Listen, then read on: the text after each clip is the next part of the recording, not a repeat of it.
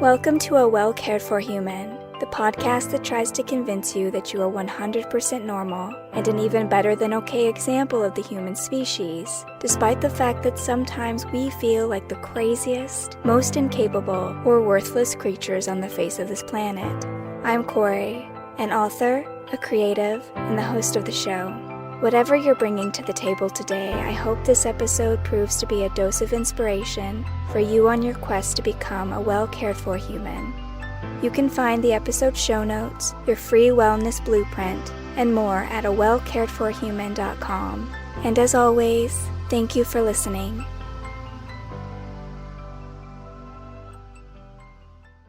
Hello humans, it's your host Corey, and today we're going to talk about money. No, I will not be giving you financial advice. I'm not qualified to do so. Though I do think a working understanding of money is essential to our well-being. And that's mostly what I want to focus on today, the connection between money and well-being. Specifically how, if I'm not paying close attention, money can make me very, very unwell. But I'm getting ahead of myself. So let's go back to the beginning. My views of money and my relationship to money, like for most people, stems from my family.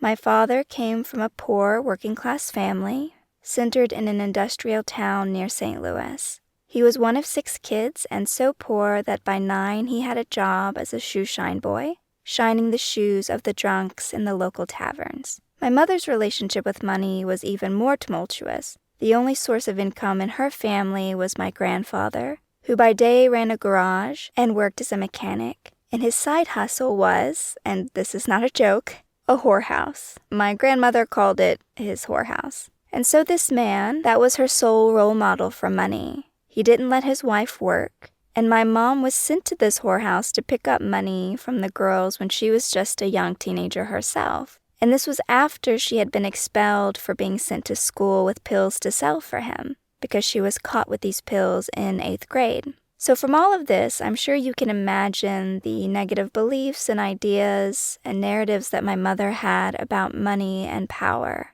And my parents met and fell in love pretty young. Their courtship was all of 3 months. My mom got pregnant right after that.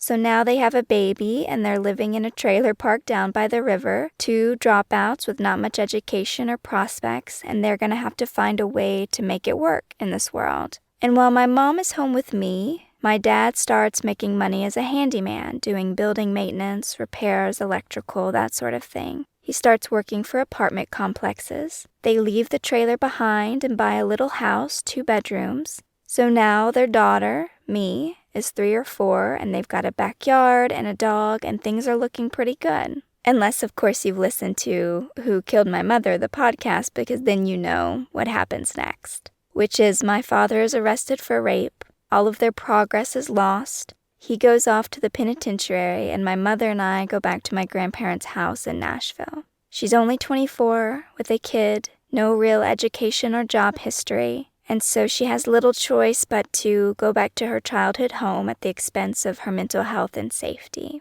And so here we are living in Nashville. We're scraping by on food stamps and the like. And then my father finally gets out of prison and he has a plan. He is determined to build a company, a refab pallet business. And if you don't know what pallets are, they're these wooden, well, they look like flat crates actually. And if you've ever been in a Sam's Club or a Costco, you've probably seen them on the floor beneath all the products, because that's what they're used for, is to ship the products on. And at the height of his day, my father was doing very well for himself. He had contracts with some pretty big name companies, names that you would recognize if I said them. My father probably did so well because his quest for success became the center of his existence once he returned home. And all of this is to paint a picture of what my earliest impressions and experiences with money were, what my parents believed about money, because all of these beliefs, by the time I was 20 years old, would become my views. I would take these ideas, these narratives around money, and I would make them the center of my existence too.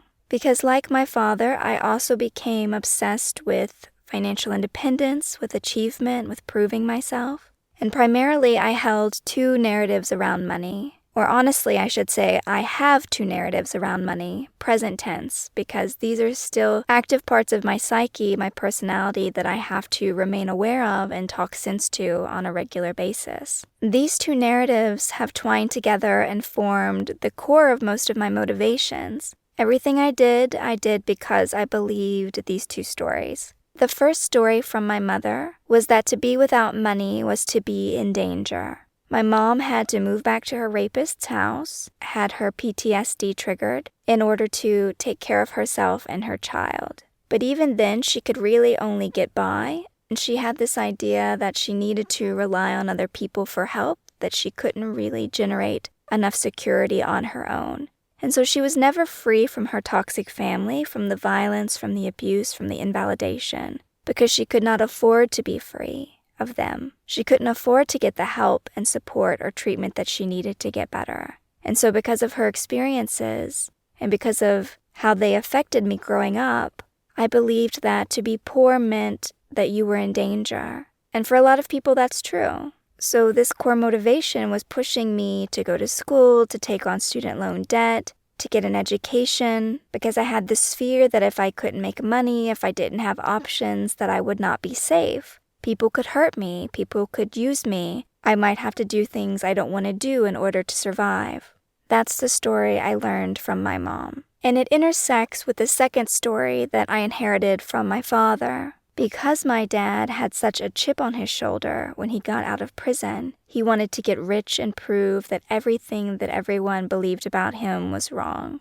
And he was so narrowly focused on this quest for success that when I was growing up, from the time I was 8, when he got out of prison, well into my 20s, everything he said and did felt like it was about money. What he bought, where he went, how he demonstrated his success to other people, how he showed it off. From all of this, it was clear to me, even from a very young age, that he valued money. And it was also very clear to me that he did not value me. Because at the same time he was criticizing me, he was telling me that I'm worthless like my mom and that I would always be like her. And because I'm so desperate to make him love me, to make him proud of me, to make him see me, my little brain somehow arrived at the conclusion that if all my dad cares about, if all he values is money, then I have to become money. I must become money, and then he will value me. Then he will care about me. Then I will matter to him.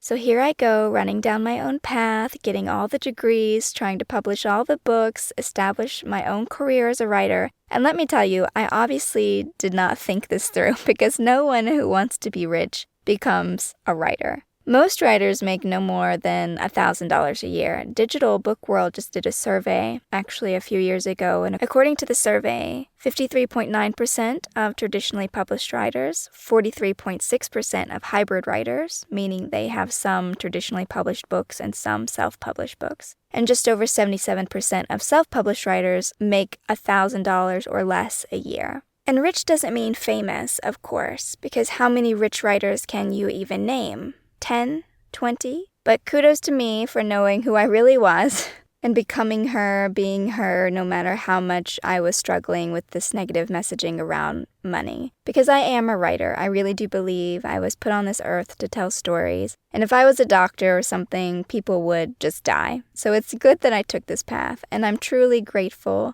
because I do make more than the average amount just because I can pay my bills and because my wife has a job with health insurance, so I don't have to really worry too much about anything. I do worry. I absolutely worry and obsess, but I don't have to worry about anything. I'm not going to starve or end up in a ditch, I hope. But one of the reasons why I worried so much was because no matter how many books I published, no matter how my bills got paid, no matter how much I understood fully that I really am a writer, this is what I'm here to do, this is what I'm good at, I just wasn't happy.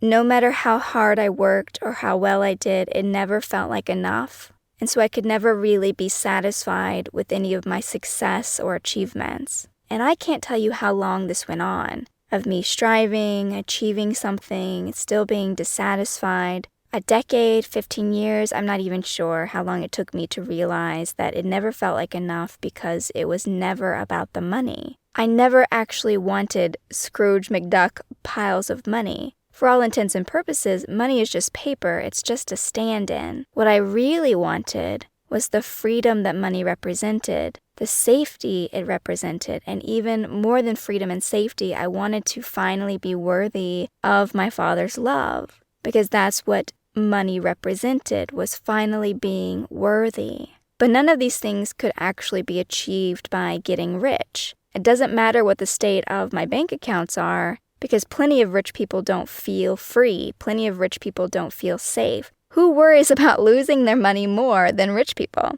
They're obsessed. And I've yet to hear anyone on this whole planet mention, oh yeah, when I got rich, my father totally got over his narcissism and started to love me and value me as a human being. No, that never happens. He would do what he has done all of his life, which is take credit for my achievements. He would say, I succeeded because of something he did for me. There would never be any acknowledgement of worthiness. There would never be this display of free-flowing love. Freedom and love and safety, these are all mindset issues, not money issues. And because they're mindset issues, that means the only one who can solve them is me. Only we can solve our own mindset issues. So I ask you, when you worry about money, when you dream about having enough money to do this or that, what are you really wishing for? Look at your money history. Look at your family's history with money. Read some good mindset books. The Soul of Money by Lynn is a good one. I started with that one.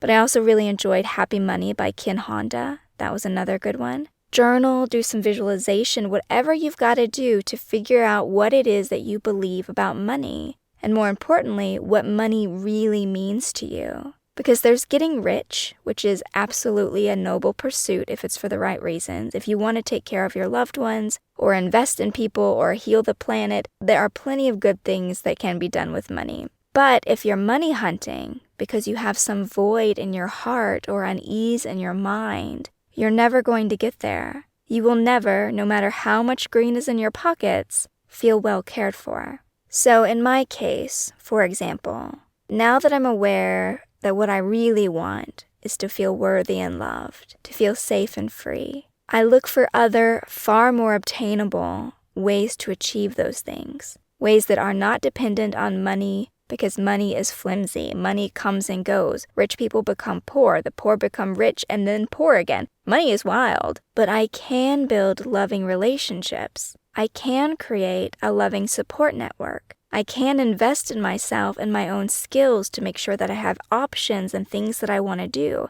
I can build my faith in my own strength and adaptability. I can nurture my love of myself and my boundaries. And so that when I have all of that, I will always be safe. I will always be free and supported. And having money or not having money will not change that. So that's what I'm doing instead. That's where I'm turning my energy, my focus. And do I still have money fears? Of course. Because part of my narratives around money are so connected to worthiness and safety, which are deep core issues. Sometimes I'm going to experience a poverty mindset whenever I feel unsafe or unworthy. Those fears are going to crop up. But at least now I know what's going on and I can talk sense to myself when the fear shows up. I can hit up a good friend and be like, hey, I'm spiraling about money again. Can you please talk me down from this ledge? Can you please remind me of all the times that I thought disaster was going to strike, that I was going to starve and end up under a bridge like a troll? But then, in fact, nothing happened to me because I am actually far more capable than I usually give myself credit for.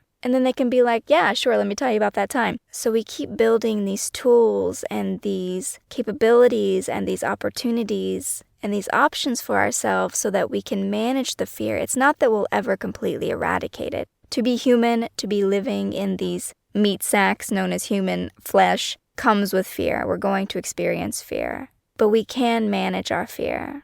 We can make sure it doesn't dominate and control our minds. But for today, all I ask is that you consider the possibility that your desire for money might not really be about money. And only you can answer the question, what do you really want? And if it turns out that it's not money, or at least it's not just money, then ask yourself if there's a better way to fulfill those needs that aren't dependent on something as insubstantial and flimsy as money. What else could you do to cultivate your heart's desire? What other possibilities do you have? What could you start working toward? What could you start building right now instead of waiting forever for, quote, the day when you have all the money in the world? These are just some things to think about.